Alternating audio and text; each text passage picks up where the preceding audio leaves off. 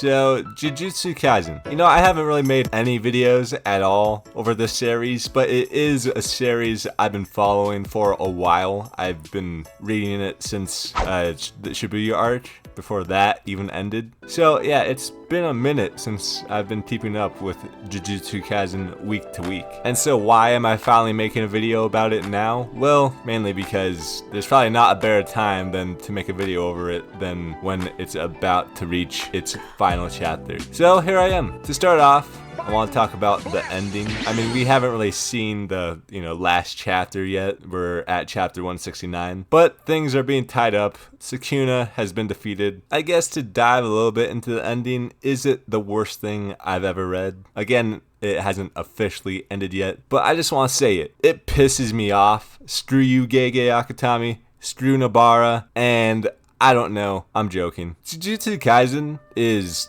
honestly one of my favorite mangas I've read, with just shonen battle manga and really just manga in general. Truthfully, the ending isn't quite what I thought it was gonna be, but I'm all here for it. I really had a hard time telling how the series was gonna end. And I mean, with this whole big fight with Sukuna, obviously I knew that after either Sukuna defeated everyone or Sukuna himself was defeated, I knew that, things were gonna come to an end, because that just makes sense. I'm really liking it, to be honest. The way things wrapped up with Sukuna, it is a pretty decent wrap to Sukuna, the King of Curses. I think Yuji Itadori also got a bit of the limelight too.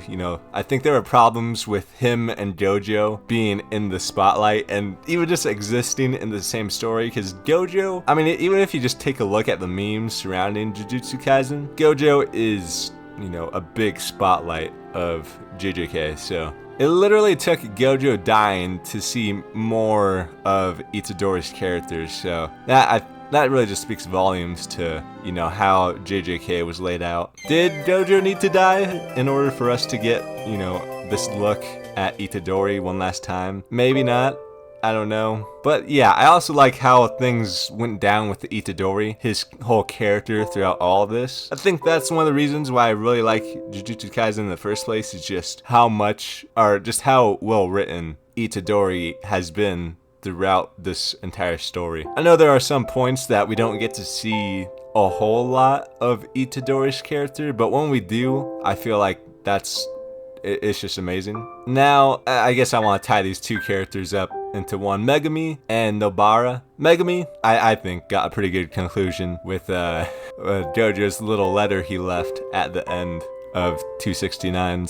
And then we have Nobara. Honestly, I'm not that much into JJK, I haven't really been around the community all that much, so I don't really know what the reaction is to her, her coming back into the story. It really just made sense to me, because when she got taken out, the guy literally says it isn't a 0% chance that she's dead, or something like that. I don't know. And so now with her coming back in, it really just fits into the story. At least that's what I think. Now that's kind of all I wanted to cover so far with the ending. I think once I actually reread Jujutsu Kaisen, which I haven't done in forever. It's been at least 2 years since I've last reread JJK. So once I do that, I'll actually probably make another video on the ending that's, more focused on the ending segment. But if that's all you're here for, that's alright. This next thing I'm gonna go into is something, I guess, my problem I have with JJK, which isn't that much of a problem. It's just me, I don't know, being very critical of it, I guess, if that makes sense. And that is the story versus the fights. To start this part off, I want to talk about the Shibuya arc. Why is it one of my favorite arcs in all of manga? It's because it ties in some very cool action sequences. I mean, that's what JJK I feel like is very well known for, alongside some very big character moments with Itadori. The way Gege Akutami wrote this just goes hand in hand with the narrative side of things and the action side of things, which is, what makes Jujutsu Kaisen so special, is how Gege is able to balance those two sides out. During Shibuya, there were tons of fights, such as Nanami and Mahito, Megumi's dad versus quite a few characters, Chojo and Itadori and Mahito, that one volcano guy, and Sukuna. And that's all my big brain can remember, so there you go. But what I mainly remember about Shibuya is what happened to Itadori before and after Shibuya. Before, he was bright-eyed and had a positive look at things, you know, the classic shonen hero. And after what happened with Sukuna coming out and after defeating Mahito, he was broken. He was a shell of his former self, and his conviction was lost. The way he thought about curses, the way he thought about jujutsu sorcerers, and his whole hero complex, it was all broken in this arc. And it's actually the fight with Mahito that makes him realize that he isn't a good guy, but instead a jujutsu sorcerer. Just as Itadori defeated Mahito, he says something about "I'm you." And with the context we got from that and just the dynamic between Itadori and Mahito throughout, you know, the first part of the story, it kind of meant that just as Mahito kills humans, Yuji will kill curses. And I think with the ending, this fits right in. I mean, mainly with the Yuji and Sukuna, their final battle, because Yuji literally says that he's going to break the curse of Sukuna, or whatever he says, something along those lines. And then after the whole Shibuya arc, Itadori says that he's like a cog in the machine, and this is the main reason why JJK is so special to me. Just having that great character writing is just something I really like when it comes to the manga I read. Now, there are plenty of battles and fights where, you know, this happens and you get to see characters grow, and also, you know, I feel like Yuji didn't really grow as a character. Well, I mean, he did, but he kind of turned into this very dark person, or he had this sort of dark persona, at least immediately after Shibuya, which, I mean, makes sense. But what I'm trying to say here is that Gege Akutami, he knows how to write a very strong character, and when he focuses more on the narrative side of things, he's amazing. He's top tier. So where is my problem with Jujutsu Kaisen? The narrative side of things is awesome, superb, excellent. And honestly, I would say the fighting side of things, the more action side of things, is also very awesome. And I mean, just look at the community that surrounds Jujutsu Kaisen.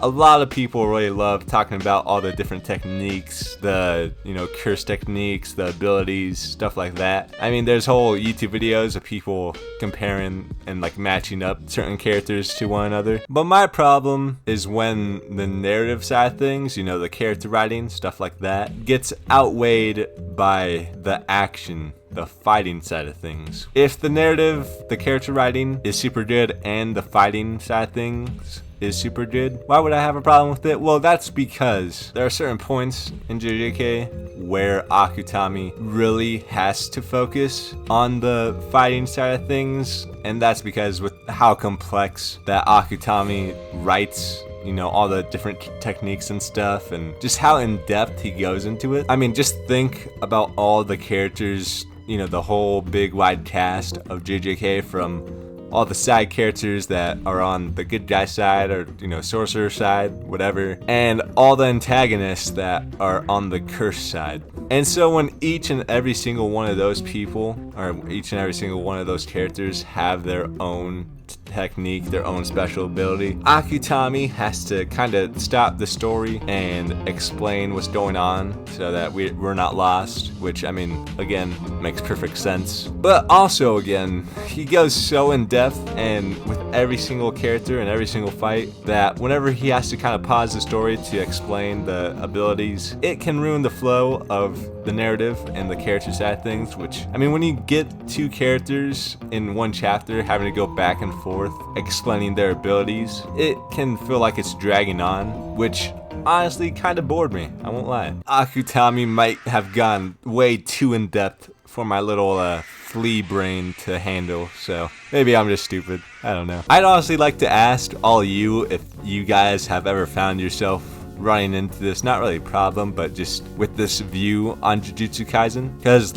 I mean, this is really the main reason I wanted to make this video. I think I'll have some more JJK content, but it's gonna be once I reread Jujutsu Kaisen, which I don't really know when that will be. I haven't even finished watching the second season of the anime, so yeah, buckle in.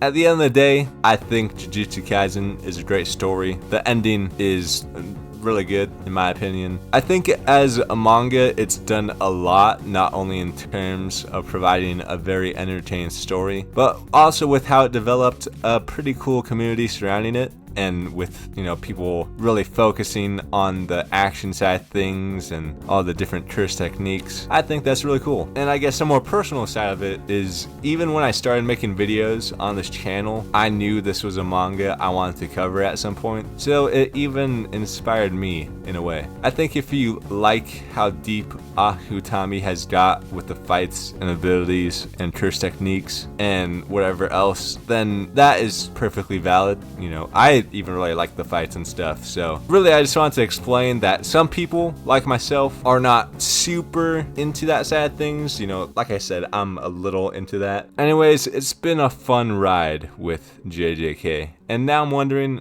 what's next for Dege Akutami? The conclusion I've drawn out of everything with this story is that Akutami is an exceptional storyteller. But yeah, I'm honestly very clueless on what video I'm going to make next, so stay tuned. By the way, see ya in the next one.